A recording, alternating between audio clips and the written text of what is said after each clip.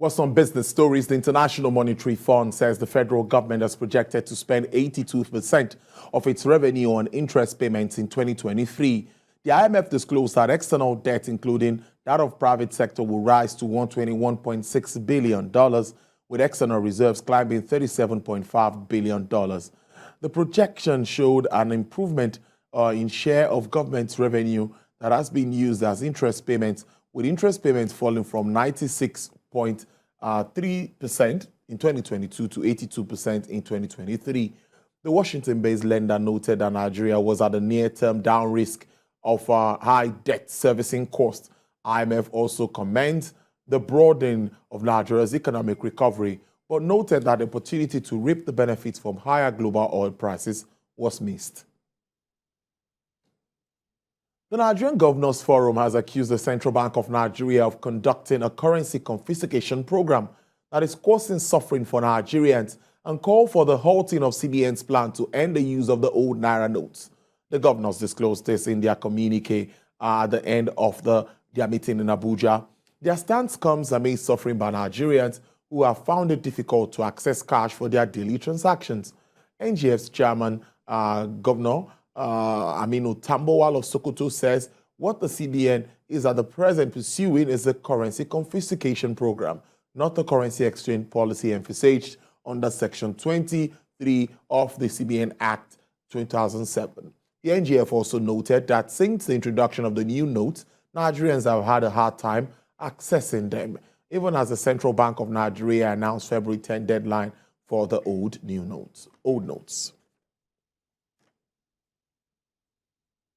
Well, as reactions continue to trail CBN's Naira redesign policy, business owners have increasingly expressed disappointment over the failure of banks to enable them access their funds. In this report, my colleague Effiong Ekop reveals frustrations of some traders on Lagos Island.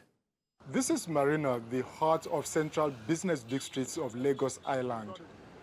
Businesses have gone under, while the area has lost the feel of its bustling and hasty activities. Our camera caught struggling crowds outside the premises of various banks who pushed in different directions, waiting for cash. Attention moved to this man who maintained a calm position in his shoe shop down Marina. His worries are the lack of cash and the absence of patronage of his goods by customers. Well, it has compounded everywhere. Nothing is happening. No business. You can stay from morning to night. Nothing is happening. You know, people are very stranded here and there. If you can see the queues in the bank. Like yesterday, I was in the bank till 9 p.m. I couldn't get a dime. His colleague in another shop comes up with a similar story, lamenting his losses on goods that have been left in transit. Financial crisis now affected all business generally. It's not just for the trader alone. But the thing is that this old note have been taken to bank. Even me particularly, I take my 200,000 out to the bank, hoping to get the new one.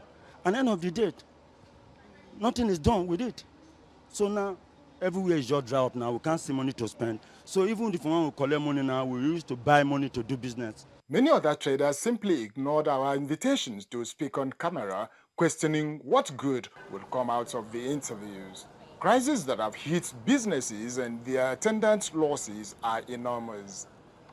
There are fears in some quarters that some of these traders may not be able to refloat their businesses anytime the current crisis drop. Effiong Ekop, TVC News, Lagos. Following the scarcity of foreign exchange, the double-digit inflation that eroded investment, political uncertainty, amongst others, foreign investors' outflow in the domestic stock market dropped by 20.6% to 183.47 billion naira from 229.62 billion naira in 2021. In Nigeria's Exchange Limited Equities report shows that foreign investors' inflow also dropped to 195.76 billion naira in 2022 from 204.8 billion naira in 2021. A breakdown shows that the total trade of 1.89 trillion naira in 2021 dropped to 2.32 trillion naira in 2022, while foreign investors' exposure in fundamental stocks fell to 379.23 billion naira from 434.5 billion the previous year. On the other side, domestic investors that comprises of retail and institutional exposures in stocks increased to 1.95 trillion naira in 2022 from 1.46 trillion naira in 2021.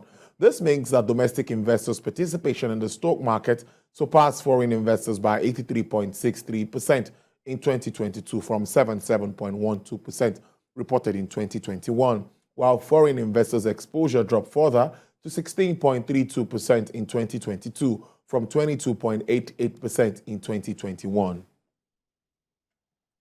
Asian shares slid and the dollar rose today as investors hunkered down for U.S. inflation data that could jolt the outlook for interest rates globally, while accelerating or reversing the recent spike in bond yields. MSCI's broadest index of Asian Pacific shares outside Japan shed 0.7% after losing 2.2% last week. Japan's Nikkei fell 1.2%, South Korea 1.0%, Chinese blue chips notched up 0.1%, aided by strong data on banks lending. Euro Stock 50 futures fell 0.1% and so did FTSE futures and the S&P 500 futures were off 0.4%, while Nasdaq futures eased 0.5%. China's yuan sank to its weakest in 5 weeks during early trading today, as data from South Korea compounded concerns about Asia's exports, growth, and investors stayed cautious ahead of key U.S. inflation data. According to recent data obtained from the customs, South Korea's exports for the first 10 days of February rose 11.9% from a year earlier. After adjustment for the different timing of Lunar New Year holiday, average exports per working day fell by 14.5%. The lead Asian microstrategist, Mian Kinshong, explains deterioration in Asian export orders has weighed on the yuan alongside the Asian currencies such as the Korean won. Now, the yuan opened at 6.8, that's $66.83 per dollar, traded 6.82 at midday, 0.21% down against the midpoint rate set at by the proposed Bank of China of 6.81 per dollar. The spot rate is currently allowed to trade with a range 2% above or below the official fixing on a given day. The global index rose 103.73 from 103.63. Moody's has lowered its outlook for 4 Adani Group companies, citing a significant and rapid decline in their market values. The ratings agency cuts the outlook for Adani Green Energy from stable to negative. Adani Transmission Step 1, Adani Electricity Mumbai, and Adani Green Energy Restricted Group. According to Moody's ratings, this downgrade is due to rating significant and rapid decline in the market equities value of the Adani Group companies.